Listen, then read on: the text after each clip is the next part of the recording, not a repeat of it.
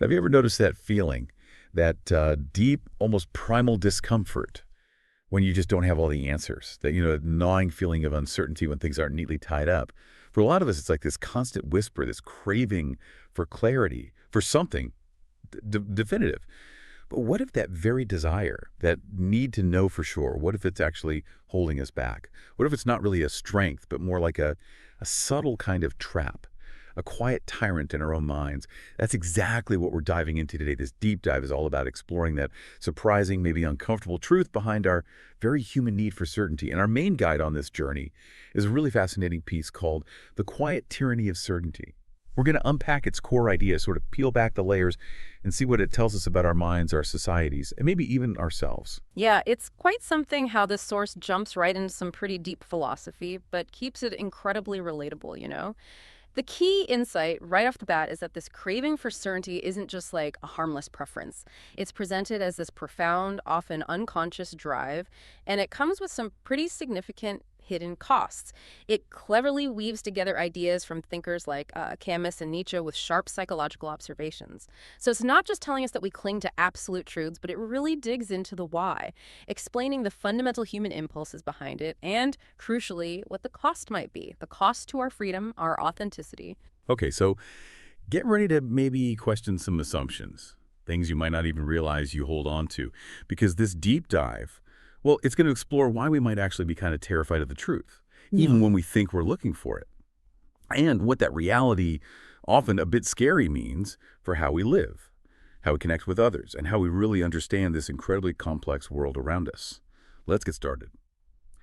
All right, to kick things off, let's unpack this central idea from The Quiet Tyranny of Certainty. The author starts out really honestly, which I appreciate. They say, look, I'm not a philosopher. I'm just someone trying to make sense of the world I live in. And in that search, that very human quest, they found help, real help, in writers like Albert Camus and Friedrich Nietzsche. But, and this is key, it wasn't because Camus or Nietzsche gave them neat answers. Not at all. Instead, the author says they found language to describe what I already suspected, that most of us are terrified of the truth. Well, that's a pretty strong opening statement, isn't it? The idea that most of us are terrified of truth. But when the author talks about truth being terrifying, what kind of truth are we actually talking about here? It's not like scientific fact, right? And how does that fear sort of pave the way for what they call this quiet tyranny? Right, exactly. The author makes it clear it's not about factual truth, not whether the sky is blue or, basic verifiable stuff. No, the source is pointing to something much deeper, more existential. It's the truth of, well, meaninglessness, what philosophers often call the absurd. And that's what immediately brings Albert Camus into the picture, specifically his concept of philosophical suicide, which sounds dramatic, I know. But Camus basically argued that this happens when people refuse to accept that life has no inherent meaning and instead escape into comforting lies. Hmm. It's like an intellectual, an emotional giving up, a deliberate turning away from a reality that feels maybe too big, too empty, too much to handle straight on. And these comforting lies, as the source lays them out, they can take so many different forms. It could be religion, ideology, political dogma, or, and this is broad, any system that claims to explain everything. Hip. The crucial point here, though, and this is really important for our discussion, isn't just what you believe, it's how you believe it. It's not about exploring these systems with, say, genuine curiosity and open mind, trying to learn or find personal meaning. No, it's about surrendering to them with absolute certainty, completely. This absolute surrender, this just unquestioning adoption of a whole explanatory package that's presented as basically abandoning your own freedom. It's like choosing to stop asking the hard questions, stop exploring, and just accept the pre-made story for everything. Almost like saying, just give me the instruction manual, tell me how it all works, and please don't make me think beyond page one. Real. If you zoom out a bit, you can really see how this echoes in our modern world, especially with information, right? I mean, we're swimming in systems that claim to explain everything. They're not just available, they're pushed at us constantly, often dressed up as, objective truth or undeniable fact. Think about curated social media feeds creating echo chambers, or partisan news outlets just confirming what you already think, or even these tight-knit belief communities that demand everyone think the same. There's just this endless stream of ready-made narratives, and they're designed, really, to give you an instant answer for every question, a neat label for every person, a simple fix for every complex problem. And this constant availability of prepackaged certainty, which asks for very little critical thinking, but offers immediate emotional comfort. Well, it can make that philosophical suicide seem almost like the default setting for a lot of people. Yeah. It's just so seductive compared to the, frankly, hard work of living with ambiguity and wrestling with questions that don't have easy answers. It's like a shortcut to feeling like you understand, but maybe it bypasses real understanding altogether. So what does this really mean for you listening and for us trying to navigate all this idea that surrendering to certainty instead of staying curious and open means giving up freedom? That's really powerful and honestly a bit unsettling. It suggests that our search for the final answer, when it becomes its absolute demand, can actually limit our ability to live authentically, to grow, to really engage with life's messiness. But why? Why would we do that? What's so appealing about certainty, even if, as the source hints, it's basically a lie or a comforting illusion to avoid something deeper, maybe scarier?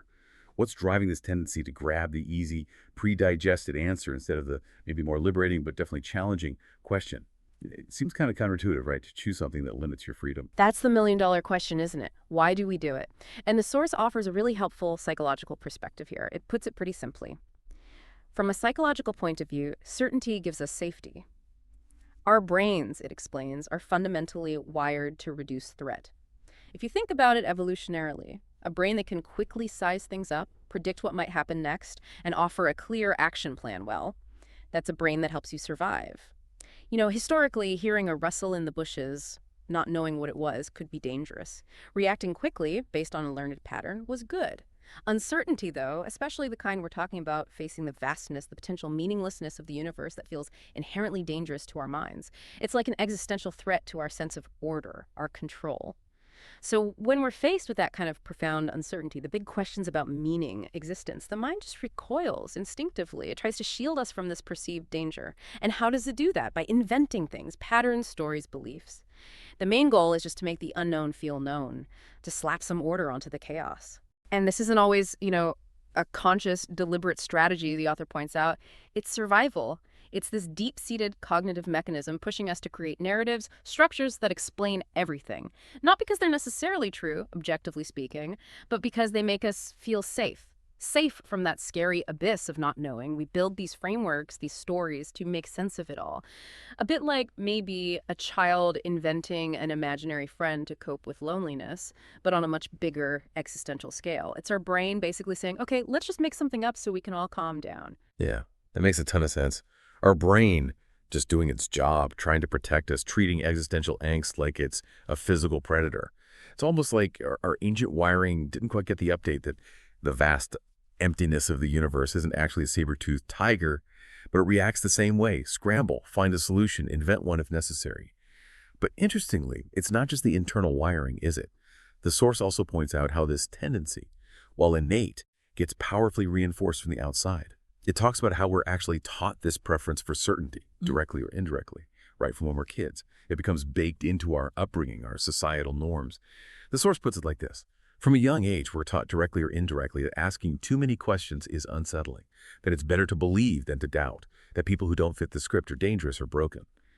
And that really highlights this interplay between our innate fear and just pervasive social conditioning. Think about how that plays out. In families, maybe a kid asking endless why questions about tricky subjects eventually get shut down, or learn some topics are just off limits, or they see that disagreeing with the family's core beliefs leads to friction, disapproval. In schools too, right? There's often this unspoken pressure to learn the right answers for the test, to memorize, to fit the curriculum. Not necessarily to really explore open-ended questions where maybe there isn't one right answer, where doubt is actually seen as a good thing, a path to understanding. We get rewarded for spitting back the accepted info, not for questioning it. Think about standardized tests. They practically train us to look for the single correct truth. And the media, gosh, from news to movies, often gives us these simplified stories. Clear good guys, clear bad guys, making complex issues seem like they have easy fixes or that only one side is right. It just constantly reinforces this idea that things are black and white, us and them. So over time, with all this reinforcement, this subtle shaping, we get so used to seeking out and living inside these pre-packaged meanings that, like the source says, we don't even realize we're running from the absurd. That original scary void kind of fades from view. We just carry on living inside a cocoon of constructed meaning, and that cocoon feels good. It gives comfort, belonging, a shared reality, predictability, emotional security. You find your tribe, they agree with you, you feel safe. But while providing that comfort, the cocoon also limits us, subtly, but definitely, limits our ability to think outside the box, to embrace complexity, to handle ambiguity. We get so cozy inside that the idea of stepping out, facing the unknown without those walls, well, that becomes genuinely scary. Even if we're not consciously thinking about the absurd anymore, we just know leaving feels wrong or risky or lonely. It's really striking when you lay it out like that, the insidious nature of it all. It starts as this basic survival instinct, right? The brain trying to reduce threat. But then society picks it up, reinforces it, amplifies it through all these subtle ways that discourage questioning and reward conformity. And it happens so consistently from so early on that eventually, yeah, we're not even aware of the existential absurd we're so carefully avoiding. The cocoon of meaning just becomes reality, our comfort zone. And it's precisely this deep-seated, often totally unconscious preference for comfortable certainty that then sets the stage for something, well, potentially much more dangerous, moving beyond just how we cope to how we interact as a group. Right.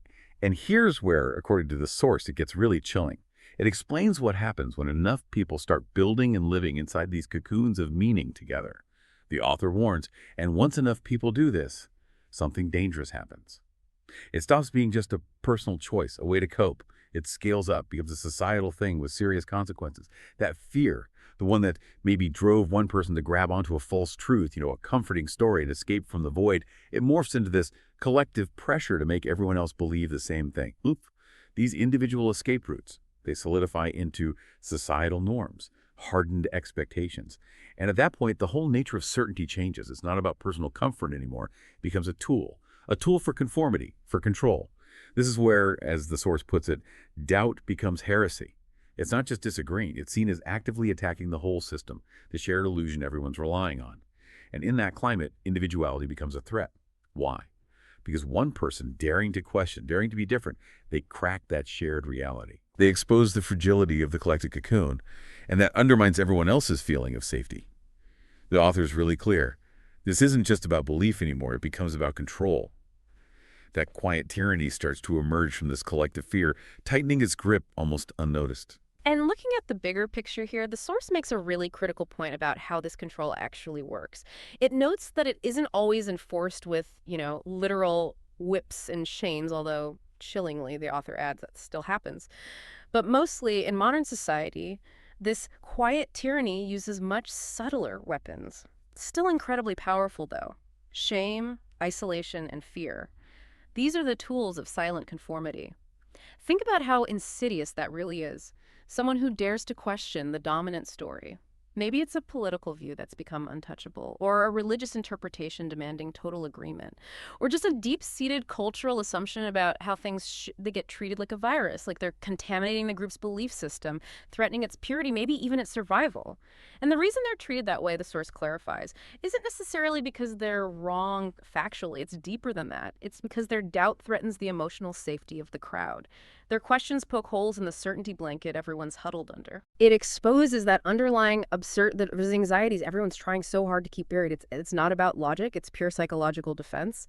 And you see how shame, isolation, and fear work as these control mechanisms every day, often just under the surface. Shame, well, think about public shaming online, right? How quickly dissenting voices get piled on, ridiculed, maybe even demonized for challenging the consensus. Isolation. That can be anything from being unfriended online to being left out of social events, maybe subtly sidelined at work, or just quietly excluded from a community group, all because you hold a different view or asked an awkward question. And fear. It's not always fear of violence or legal trouble. It's often the fear of losing your social standing, of being labeled difficult or weird, of damaging your reputation, or just ending up alone in a world that seems to value fitting in above all else. This quiet enforcement is so different from overt tyranny, which uses force, you can see. The quiet kind is insidious because it plays on our basic human need to belong, to be accepted, to feel comfortable. It makes us complicit in shutting down dissent, sometimes even our own dissent, without even realizing it. We become the guards and the prisoners in this invisible jail, policing each other, often with a smile, because deep down we're all a bit scared of what's outside the walls of that shared belief. And that, the author explains, is exactly what they mean by the quiet tyranny of certainty. It doesn't arrive with marching boots and shouting. No, it comes with a smile. It whispers, sounding so reasonable, so inclusive. We're all in this together. Just believe what we believe. Stop asking. Stop resisting. It's incredibly deceptive, isn't it? This polite pressure sounds like unity, like harmony. But underneath, there's this really chilling consequence. Slowly, it kills the capacity to live authentically. It just sort of smothers our true selves, our natural curiosity, our drive to explore, our ability to really grapple with the messy, contradictory reality of the world. This isn't just some abstract philosophical point. It's a stark warning about the real cost of prioritizing collective comfort over individual truth. Now, Camus, who gave us that idea of philosophical suicide, also famously said that the absurd is not a problem to solve, but a reality to live with. And the source readily admits just how incredibly hard that is for most people. It says flat out, that's a hard thing to do. It's definitely not the easy path, not for anyone who craves constant comfort or reassurance. Living with the absurd, it requires real psychological resilience. It means being willing to tolerate discomfort, anxiety, even loneliness. The exact feelings we humans are often wired to run away from. It takes a certain kind of mental strength to just exist with unresolved questions, to acknowledge the lack of some grand external meaning without either falling apart or rushing to fill the gap with comforting stories. And that's why, the author argues, most people avoid that. They prefer numbness over clarity. This idea of choosing numbness is really central to the argument here. It means choosing to kind of dull your senses, ignore the contradictions, the ambiguities, the sometimes painful truths about life. They'd rather sleep inside a myth and wake up inside a contradiction. The myth, whether it's religious, political, cultural, safety, it provides the comfort, the story, the sense of purpose, even if it's totally constructed, even if it's just a way to avoid looking. Waking up inside a contradiction, though, that means facing the messy, confusing, maybe unsettling reality that the world is inconsistent, complex, and doesn't come with a pre-written script. It's this fundamental choice, the easy sleep of illusion versus the potentially jarring clarity of truth. And for most people, the path of least resistance just leads to numbness, to staying comfortably asleep inside whatever story feels safest, even if it's not entirely honest. Yeah, and what's really striking here is the authors claim that this numbness, this preference for comfortable sleep, is actually more dangerous than what Nietzsche called the death of God. Now, for anyone not familiar, Nietzsche's whole death of God thing wasn't literally about theology. It was his observation that in modern Western culture, the big overarching system of meaning and morality that religion used to provide was basically collapsing. It was a crisis, right? A potential void of meaning, nihilism, leaving humanity kind of adrift without a universal compass. But this author pushes it further. They argue that it's the fear of that void, the fear of not knowing, that's the real menace, even more dangerous than the absence itself. The source makes this distinction really clear. The real danger is not the absence of God or meaning, it's the fear of facing that absence. Oh. So it's not the void itself that's the problem, but our obsession with finding something to believe in so we don't have to think or live freely or tolerate those who do. This really separates the author's point from Nietzsche's, doesn't it? Nietzsche saw the void as this huge challenge, maybe even an opportunity for humans to create new values, forge their own meaning. But this author is saying, no, the problem isn't the void. It's our frantic scramble to fill it. To fill it with any dogma, any ideology we can find, just so we don't have to feel the discomfort of open-ended existence, so we don't have to do the hard work of real thinking. This desperate search for certainty becomes a way to avoid self-reflection, to avoid the responsibility that comes with real freedom, and crucially, to shut down anyone else who dares to embrace that freedom. It turns a philosophical challenge into a kind of societal trap, locking us into these self-made prisons of belief. And looking at the wider consequences, when people make that choice, when they opt for numb certainty over lucid freedom, consciously or not, the impact goes way beyond just their own lives. The source puts it quite starkly. They stop living and start obeying. They essentially trade in their authentic self to become, well, a cog in some larger belief system they haven't really examined critically. Their lives start being dictated by external stories instead of their own internal truth. But the really scary part is what comes next. And because they're scared, they demand obedience from others. This fear, this deep discomfort with uncertainty, it twists into this need to make everyone else conform. If they've given up their own freedom for the security of a belief, anyone who hasn't done that feels like a profound threat. Someone standing outside the certainty cocoon threatens their hard-won, fragile peace. And this, the author explains, is exactly how ideological systems become violent. And that violence isn't always physical, with weapons. Often it's with shame, social exclusion, and soft coercion. This is what fuels so much social friction, division, turning difference into danger. You can see the cycle. Fear leads to grabbing onto rigid certainty, which leads to obedience, which then leads to demanding obedience from others. It just feeds itself. And soft coercion happens everywhere, often hiding in plain sight. It's the subtle pressure from family to vote a certain way, with that little hint of judgment if you don't. It's the passive-aggressive exclusion from a group that doesn't like dissent. Suddenly you're not getting the emails, not invited to things. Or it's even just the constant unspoken message in the media implying some ways of thinking are good and moral and others are just wrong or dangerous. It makes you afraid to speak up, afraid of being ostracized. It's this silent enforcement of the norm that often feels just like social pressure, but it's actually suppressing individuality, shaping us without us even feeling the chains. Okay, so if certainty leads down this path to quiet tyranny, to numbness, what's the alternative? How do we break out? The source brings Camus back in here using one of his most famous, most powerful images, Sisyphus. Now, for anyone who doesn't know the myth, Sisyphus was punished by the gods, his fate, to eternally push this huge boulder up a hill only to have it roll right back down every single time he got near the top. Talk about an absurd, seemingly pointless task. But how does this guy stuck in this loop of futile effort, how does he become a symbol of freedom, of defiance? The source explains it, and this is really the heart of Camus's whole response to the absurd. Camus said we must imagine Sisyphus happy, not because life is easy, but because he accepts the absurd without lying to himself.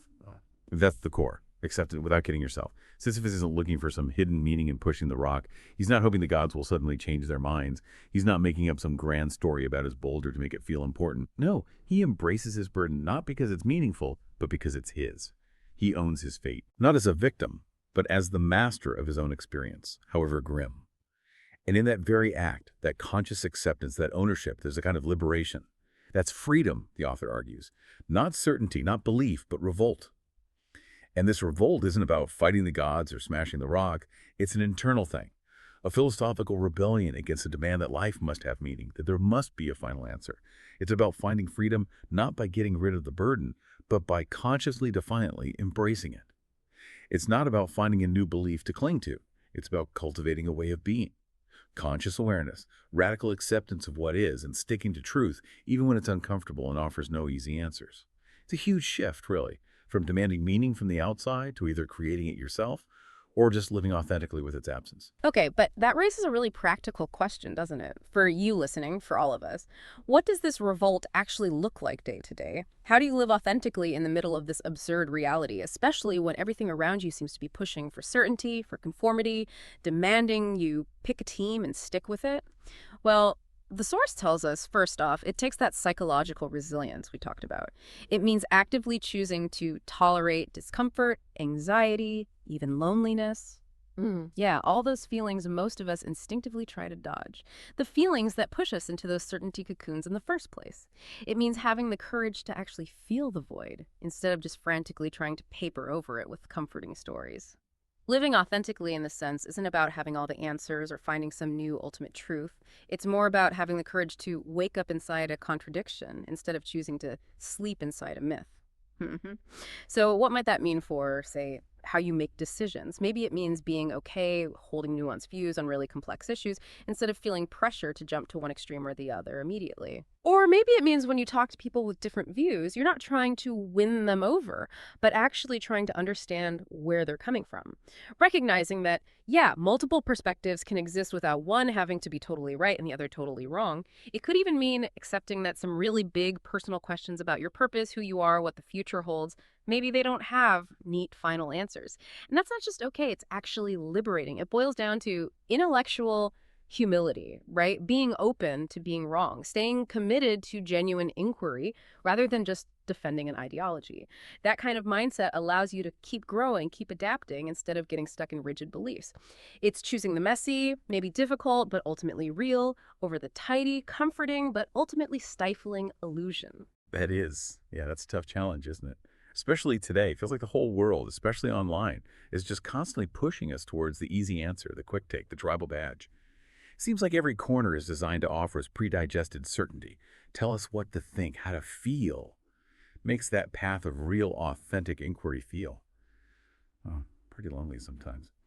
And connecting this back to the bigger picture, the author points out that our modern world is full of sophisticated escapes from this discomfort of the absurd. And they're not always obvious. In fact, their sophistication is part of the problem, makes them harder to see. They might look like ideologies with fancy language, sounding really intellectual and rigorous, but actually designed as these closed systems of thought, blocking out any real criticism. Yeah. Using jargon to present one view as the only possible view. Or they could appear as Belief systems that look like science, maybe cherry-picking data or twisting scientific ideas way out of context to prop up some pre-existing belief. Basically hijacking the authority of science to create a new kind of dogma. You see that when groups declare the science is settled on their specific interpretation and just dismiss anyone who disagrees. And maybe the trickiest ones are the tribes that promise safety in exchange for silence. These could be social groups, online communities, even professional circles where you get belonging, validation, a strong sense of identity. But the price is conformity. You can't question the group's core beliefs without risking being pushed out. What makes these sophisticated escapes so effective and often hard to recognize is that they wear these masks, right? Masks of legitimacy, community, progress. They don't usually announce themselves as comforting lies. They often seem like the path to truth or morality or belonging. They play on our very real human needs for connection and understanding, but subtly steer us back into new kinds of cocoons, almost without us noticing. It's not brute force, it's like intellectual seduction. It really is fascinating that despite all these new, slicker forms of escape, the fundamental reason why we reach for them is exactly the same. It hasn't really changed. The methods get fancier, more tech-savvy maybe, but behind all of it, as the author says, the same fear remains. And that fear, deep down, is kind of twofold and intensely human. The fear of not knowing, the fear of being free. It's that profound anxiety that hits when you truly acknowledge how much we don't know, the sheer vastness of the unknown. And coupled with that is the uncomfortable, maybe even terrifying, weight of real freedom, the responsibility to actually create meaning for yourself in a world that doesn't hand it to you on a plate. The responsibility to make your own choices and live with the outcomes without a script or some higher authority telling you what to do. That deep existential dread of the unknown, plus the heavy burden of genuine self-direction, that's the constant engine driving us towards certainty. No matter how cleverly disguised those certainties are today, it's just the same old human dilemma in modern dress. The author wraps up their reflection with a really personal statement, but it just perfectly captures the whole point of this deep dive. They say, I don't claim to be right. I might be wrong, but I'd rather be uncertain in thinking than comfortable and asleep. And the power in that statement is huge, I think, because it embodies the very revolt against certainty the whole piece is talking about. It's not about finding a new right answer, a new dogma. It's about the process, the ongoing engagement, the questioning, the humility. It embraces the idea that the journey of thinking is more valuable than arriving at some fixed endpoint. It's a call to keep engaging with reality, actively, even when it's messy, even when it's contradictory, instead of just passively accepting a ready-made story. It basically says that the discomfort of uncertainty and critical thought is ultimately more worthwhile, more alive, than the deceptive comfort of just believing without question. It's really an invitation, isn't it, for all of us? Stay awake, stay curious, use our critical thinking, and just remain open to the huge, challenging, but maybe ultimately liberating possibility of not knowing everything. And being okay with that. So wrapping up, what does this all mean for you listening right now? This deep dive into the quiet tyranny of certainty. Well, it's challenged us to really think about why we crave certainty so intensely, how that craving can subtly control us through social pressure and our own fear, and what real freedom might actually look like. Maybe it looks like accepting the absurd, the uncertainty. It suggests peace isn't found in having all the answers, but maybe in embracing the questions themselves. Yeah, and it leaves you with a really important question to mull over in your own life, doesn't it? Where might you, maybe without realizing it, be choosing comfortable certainty over that more challenging, lucid freedom? What cocoon of constructed meaning might you be nestled inside, maybe even asleep in? And what would it really mean for you to start that process? Challenging, yes, but maybe incredibly rewarding of waking up. Thank you so much for joining us on this pretty profound deep dive today. Keep questioning, keep exploring, and remember, sometimes the greatest strength, maybe even the greatest freedom, lies in having the courage to say, you know what, I might be wrong.